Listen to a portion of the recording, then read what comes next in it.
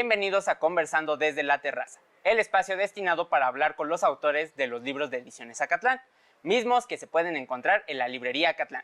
Mi nombre es Omar Ahumada y el día de hoy me acompaña la doctora Yolanda Guillermina López Franco, autora del libro Un siglo de nombres de pila en Tlalnepantla de Vaz. Bienvenida, doctora. Muchas gracias. Gracias por aceptar la invitación. Gracias a ustedes. Para comenzar, me gustaría que me hiciera una breve semblanza acerca de usted y su trayectoria. Bueno, yo soy producto de la UNAM desde antes del nacimiento. Mis padres fueron ya universitarios y yo ingresé a la UNAM como profesora de francés al departamento de francés, donde sigue mi adscripción, en el 83, es decir, que el próximo año voy a cumplir 40 de trabajar en esta facultad. Hice el bachillerato en el CCH y después aquí en Naucalpan, y luego hice Lengua y Literatura Hispánicas aquí en nuestra entonces en Acatlán, y después hice la maestría y el doctorado en Ciencias del Lenguaje en la Universidad de Montpellier III en Francia. Mi interés por los nombres de pila y por la onomástica en general surgió desde la época de la licenciatura. De hecho, las 3 tesis son sobre los nombres de pila. Y por otro lado, claro, tengo también como línea de investigación la didáctica de la escritura, de lengua materna y de lengua extranjera. Pero mi línea principal es la socioantroponimia, es decir, el estudio de los nombres de persona en relación con la sociedad que los emplea. Ok. Adelante, adelante. Pues trabajo entonces en el departamento de francés y también en la MADEMS español y en la MADEMS francés, aunque ya esta última está, pues tenía muy pocos alumnos, entonces probablemente ya no se abra en lo inmediato. Okay. Soy profesora de carrera de tiempo completo, definitiva, y pertenezco al Sistema Nacional de Investigadores desde el 1998. Me gustaría que empezáramos a hablar acerca de su libro. Ya me menciona desde qué momento empieza el interés por los nombres, pero ¿cuál es la razón? ¿Por qué algo que a ojos de todos pareciera común, para usted se volvió un objeto de estudio? Bueno, nosotros sabemos quiénes somos por la manera como nos llaman. De hecho, la pregunta es cómo te llamas, pero en realidad es cómo te llaman los demás.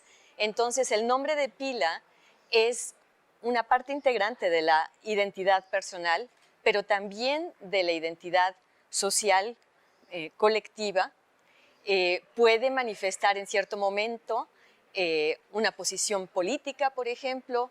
Tiene que ver muy fuertemente el nombre con la sociedad que lo emplea. Entonces, en realidad, bueno, al menos para mí es un tema apasionante. Hay pocas personas en México que trabajan sobre los nombres de personas. Se trabaja mucho más la toponimia, que es el estudio de los nombres de lugar.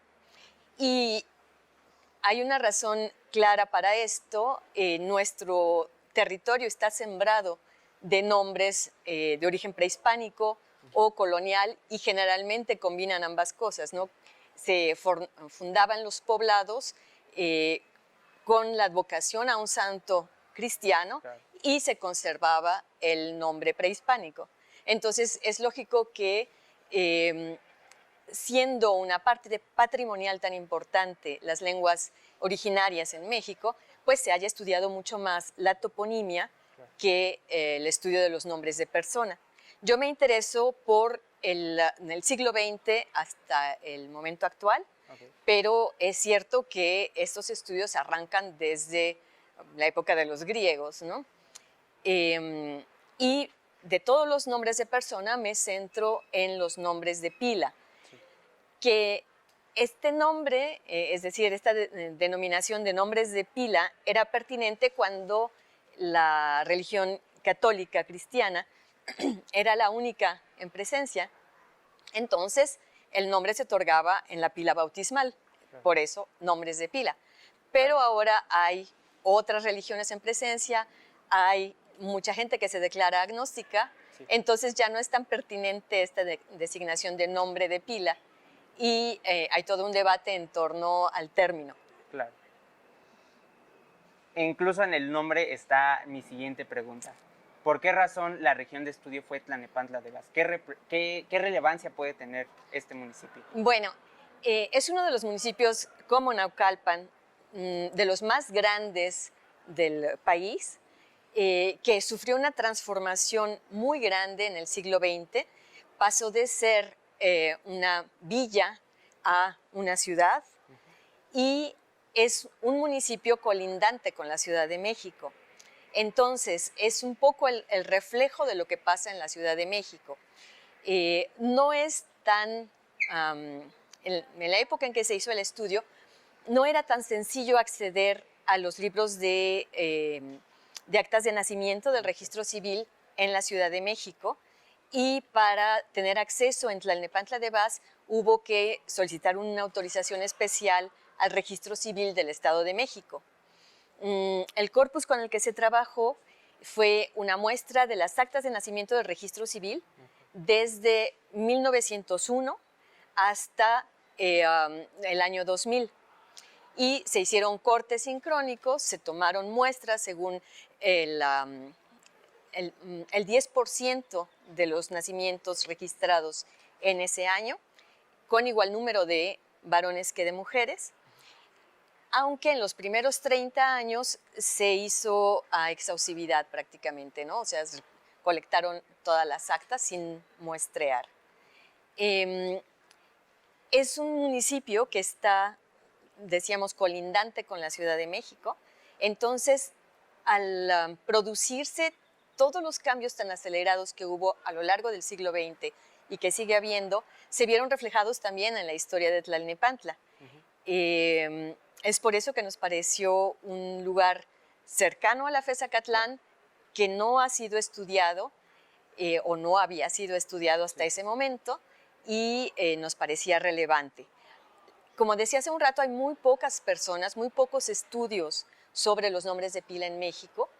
El referente es Peter Boy Bowman, que en 1970 publicó un artículo en la Nueva Revista de Filología Hispánica, en donde estudió, sobre todo demógrafo histórico,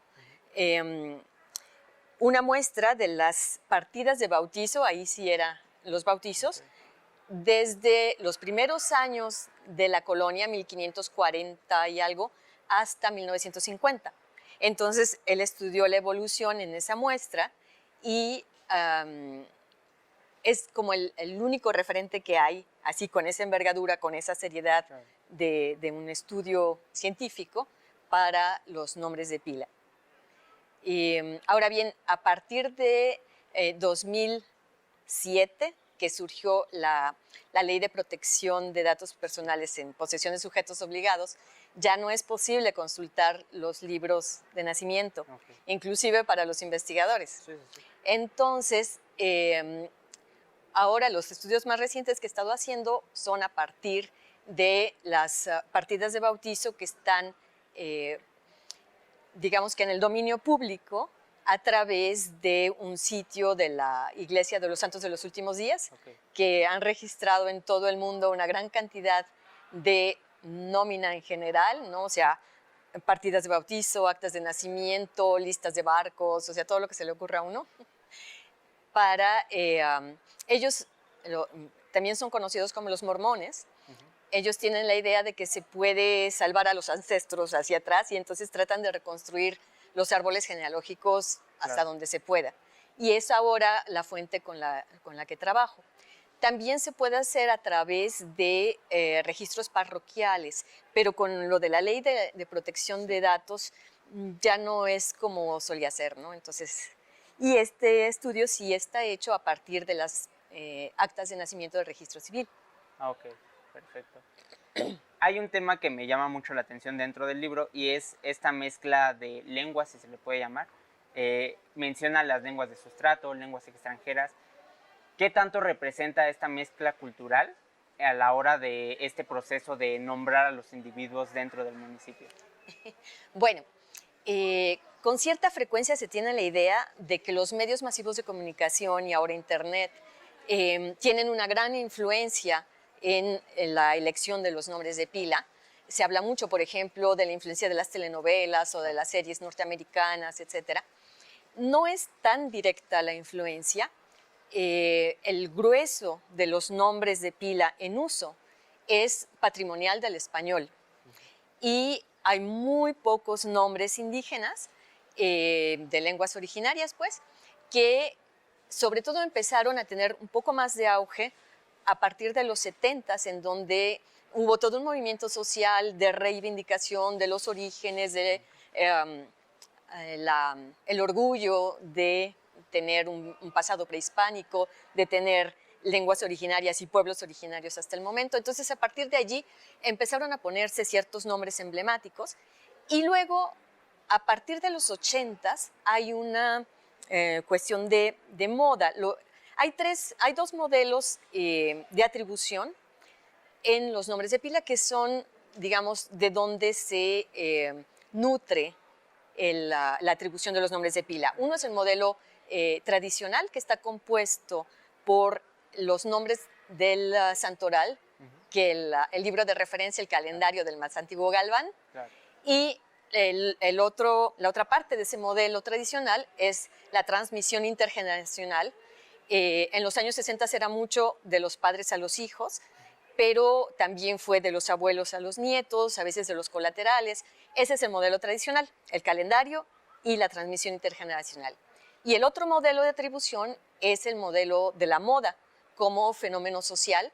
Se dice que es un bien gratuito de uso obligatorio, en donde no influye el poder adquisitivo de los consumidores, ¿no? Uno puede elegir el nombre que quiera y es obligatorio. Entonces tiene que registrar al niño. De hecho, uno de los derechos fundamentales de la persona es tener un nombre, es el derecho a la identidad, ¿no?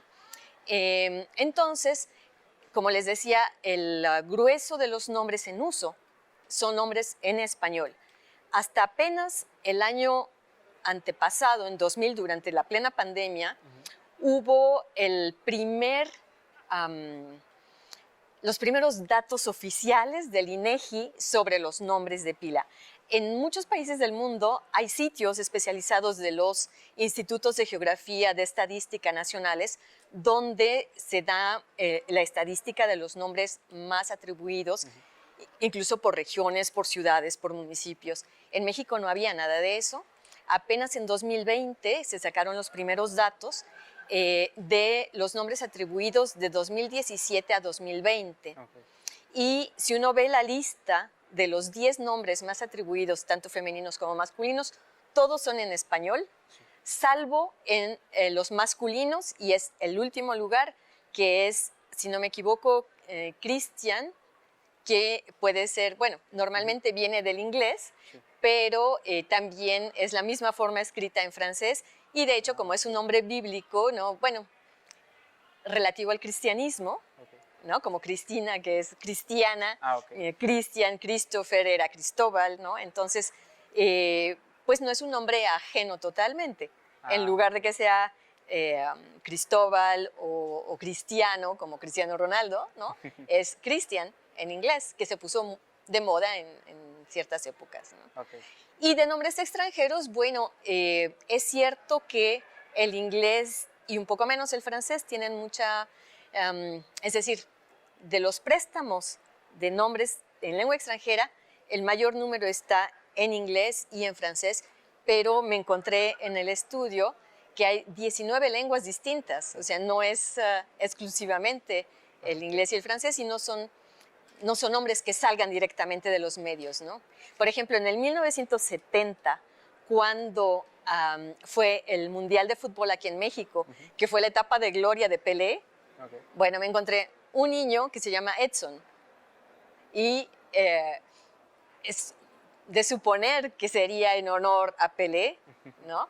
Que es Edson Arantes do Nascimento, y después encontré otro único, ¿no? Que también es excepcional. Un nombre que sí es salido directamente de los medios, que es innegable que salió de allí, es Yesenia, que se atribuyó mucho entre 70s y un poco 80s, porque después se rehizo la telenovela. Okay.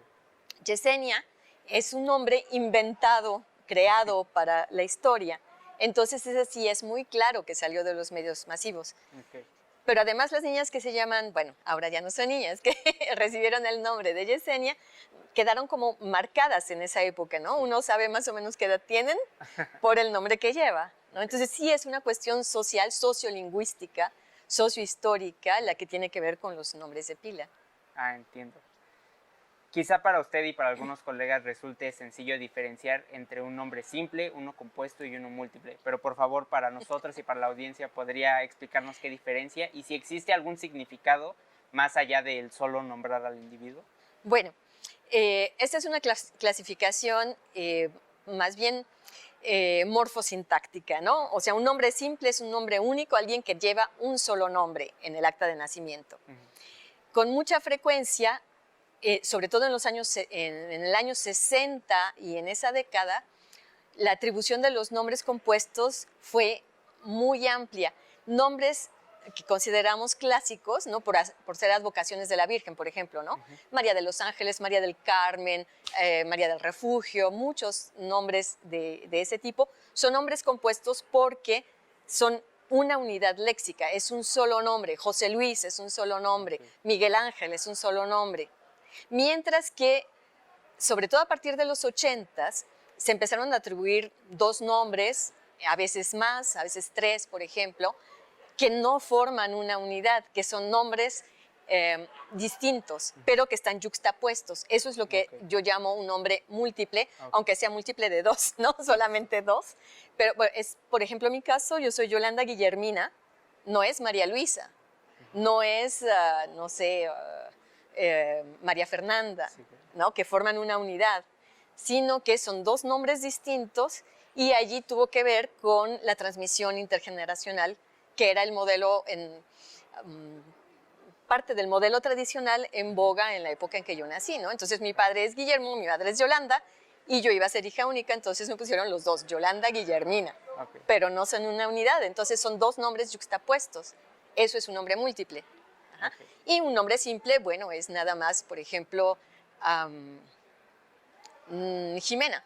Claro. Hay muchas niñas que solamente se llaman Jimena, o adolescentes o adultas, porque Jimena es un nombre de verdad de los orígenes del español, es nada menos que la mujer del Cid, ¿no? Que está en el origen del español, pero es un nombre que se puso muy de moda a partir de los años 80 y que hasta la fecha en las estadísticas que sacó el INEGI el año pasado, antepasado, está entre los primeros, ¿no? Entonces claro.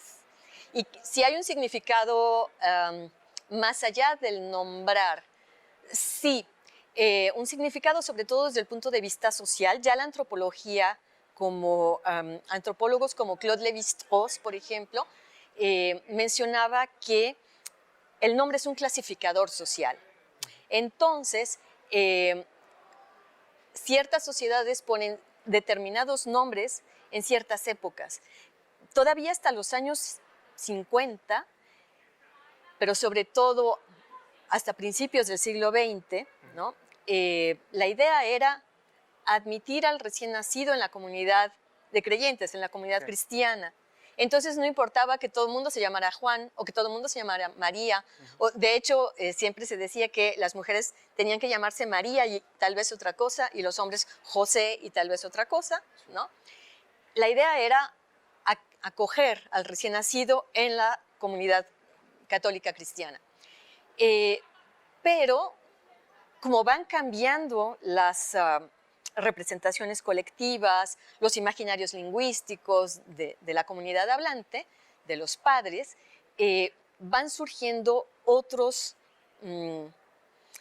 nombres que se vuelven deseables. Entonces se vuelven también clasificadores, ¿no?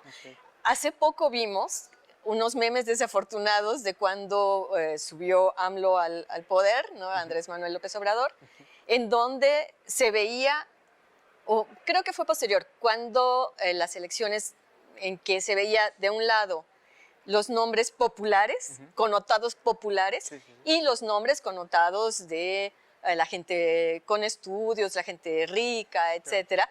Entonces es un marcador social, no es tan inmediato, ¿no? Pero es cierto que en un principio ciertos nombres son tomados, adoptados por ciertas subcomunidades, digamos, dentro de una comunidad mayor, ¿no? Pero es mucho más horizontal.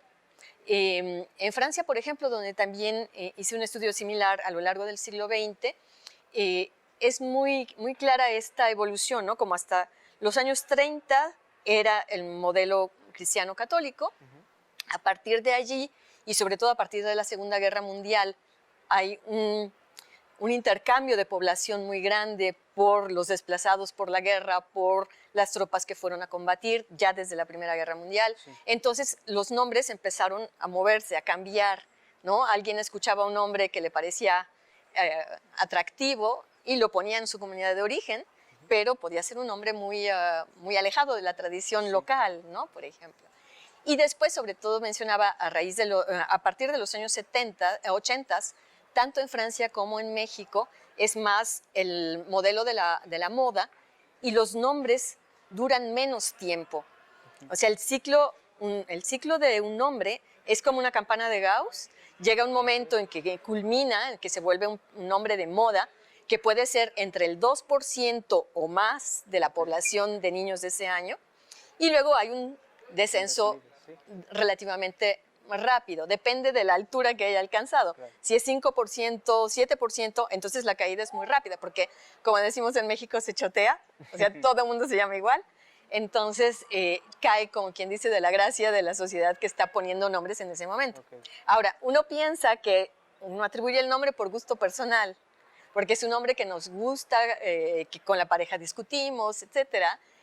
Y después se da cuenta de que en la escuela hay 3 y 4 que se llaman igual, sí, porque son nombres que están, como quien dice, en el viento, en la atmósfera, son sonoridades que se vuelven de moda, ¿no? Que son eufónicos para la época, pero ese concepto de la eufonía va cambiando también. Nombres que a principios de siglo sonaban atractivos, como nombres de santos de origen griego, sonaban normales, no sé, Antíoco, cosas así. Actualmente son percibidos como nombres feos, ¿no? O nombres rurales, o nombres de viejitos. Y se sabe que hay ciclos, cada 4 generaciones más o menos, cada siglo más o menos, regresan ciertos nombres al uso. Entonces, por ejemplo, cuando yo era niña, Santiago era un nombre, o Esteban, eran nombres del pueblo de mi padre, ¿no? Nombres rurales o nombres de gente mayor. Y de pronto se pusieron súper de moda en el medio urbano, ¿no? Y entonces todos los niños se llamaban Santiago o Esteban o nombres por ese estilo. Andrés, por ejemplo, se puso muy de moda. Andrés era mi abuelo, o sea, sí es de 4 generaciones atrás de los niños que están haciendo ahora. Claro, claro. ¿No? Entonces hay ciclos en la moda. Y hay nombres que permanecen en el gusto y que no tienen esas grandes oscilaciones. Por ejemplo, María, ¿no? María es un clásico de clásicos, o sea, hay lo que se llaman los pilares de la denominación en español y en otras lenguas, ¿no? Está María, José, Juan, Ana, ¿no? Por ejemplo. En México, Guadalupe. Sí. Se siguen poniendo Guadalupes cuando este estudio que cito de Peter Boy Bowman de los 70s, bueno, de 1970, decía que como iban evolucionando las cosas, él pensaba que para el año 2000 ya no habría advocaciones marianas. Y sin embargo, Guadalupe sigue siendo un nombre vigente y han aparecido otras advocaciones de las que no teníamos idea. O sea, por ejemplo, Montserrat. O sea, aquí la gente, pues no hay catalanohablantes, salvo excepción de gente que viene de Cataluña realmente, ¿no? Pero la Virgen de Montserrat era desconocida, entre comillas, hasta antes y se puso ahora súper de moda. Entonces hay muchas Montserrat, Arantxa o Aránzazu, que es de origen vasco también, es otra advocación, y muchas veces la gente no sabe que son advocaciones marianas. Claro. O incluso nombres de lenguas originarias que se pusieron de moda, como Itzel, por ejemplo, como Nayeli. La gente de pronto no sabe que son nombres indígenas, ¿no? Entonces, bueno, si me sigue preguntando, yo voy a seguir hablando de esto porque me apasiona. ¿Qué le parece si ahora hablamos acerca del proceso del libro? Bueno. Me gustaría saber, me gustaría saber qué dificultades se presentaron en su camino a la hora de hacer su investigación y a la hora de escribir. Bueno, yo defendí la tesis doctoral el 97, o sea, ya tiene muchísimos años. Y durante los 7 primeros años posteriores a mi defensa de tesis, me dediqué a otros temas, a la didáctica de lenguas, etcétera. Sí, Pero di en lengua y literatura hispánicas la materia de semántica y di teorías lingüísticas, algunas materias que tenían que ver con esto. Entonces se me ocurrió dar un curso de onomástica y algunas de mis alumnas tomaron el curso, colegas también del Centro de Idiomas, y una de estas alumnas quiso hacer la tesis conmigo, entonces estuvo buscando temas, los discutimos, no parecían muy productivos, y le propuse que si quería hacer un estudio científico bien hecho, etcétera, habría que partir de un corpus de nombres del registro civil. Y así fue como surgió el tema, por el tema de tesis de Selene Jiménez, que ahora es colega acá en la ley. Y bueno, cuando fuimos juntas, después de obtener el permiso para consultar los libros de actas de nacimiento, bueno, vimos que era inmenso el corpus, que teníamos que tomar muestras y que había que limitarse para su tesis de licenciatura a unos años. Y dije, bueno, pues yo voy a hacer el resto, como hice en Francia, ¿no? Fue así como surgió, pero al ser una cosa tan grande, decidí someter a concurso el proyecto para el programa PAPIT, el programa de apoyo a proyectos de innovación, de investigación y de innovación tecnológica. Y resultó el libro como el producto principal de ese proyecto PAPIT. Entonces, no es sencillo publicar en la UNAM, se ha dicho con todo respeto, pero no es sencillo. El proceso fue muy largo, ya una vez que estuvo el manuscrito completo, precisamente por las cuestiones de distribución, desde el principio me informé y sí se podía hacer una edición a la limón con una editorial comercial, entre comillas, y la UNAM, para que se encargara de la distribución, sobre todo eso. Y aún así pasó bastante tiempo antes de poder ver ya el libro en los anaqueles, ¿no? Pero por supuesto que es una satisfacción muy grande el culminar ese proyecto que resultaba muy grande. Hubo otras 2 estudiantes que participaron en la colecta de datos, no ya como productoras de tesis, pero que también están mencionadas en el libro, no solamente Selene Jiménez, también estuvo María de la Luz, ahora se me escapa su apellido, y una becaria iba a ser becaria de CONACYT de la Universidad Autónoma de Baja California, que vino a trabajar acá. Finalmente no le dieron la beca, pero igual se vino y me ayudó a colectar los datos, entonces también ella está mencionada en el libro. Sí, no es sencillo. Habiendo pasado todo este proceso, me gustaría que le diera un consejo a todas esas personas que están tratando de hacer un trabajo similar, una investigación, un libro. ¿Qué consejo les podría compartir para que ellos puedan sacar un producto de esta calidad? Bueno, es muy importante la tenacidad, ¿no? El tener un proyecto desde el principio muy claro, con todo el rigor de un protocolo científico, llevar a cabo la investigación, llegar al producto final y entonces sí, pues someterlo al proceso editorial, que es largo, ¿no? Entonces lo más recomendable sería a través de los programas institucionales, PAPIME para todo el campo educativo, ¿no? De mejora de la educación, PAPIT para la investigación en cualquier disciplina de las practicadas en la UNAM, y aquí localmente tenemos en Acatlán desde hace poco los proyectos PAIDI. La dificultad de los proyectos PAIDI es que no se contempla un libro como producto final, ¿no? Más bien es un poco más aplicado. Entonces, pero los otros 2 programas, que son de la DEGAPA, pueden ser un excelente apoyo para publicar una investigación de cierta envergadura. Muchas gracias por aceptar la entrevista, profesor. Gracias a ustedes por invitarme. ¿Quisiera agregar algo más? Pues agradecerles a ustedes porque es poca la difusión que tiene este tipo de estudios, entonces me congratulo de que me hayan invitado para poder publicar este video. Muchas gracias por Gracias a acompañarnos. ustedes. Muchas gracias por acompañarnos en otra entrevista de Conversando desde la Terraza. Recuerden que pueden encontrar el libro de la doctora López en Librería y Tienda Catlán. Si les gustó el video, no olviden suscribirse, darle like y activar la campanita. También pueden seguirnos en nuestras demás redes sociales. Yo soy Omar Ahumada y nos vemos en otra entrevista. Gracias.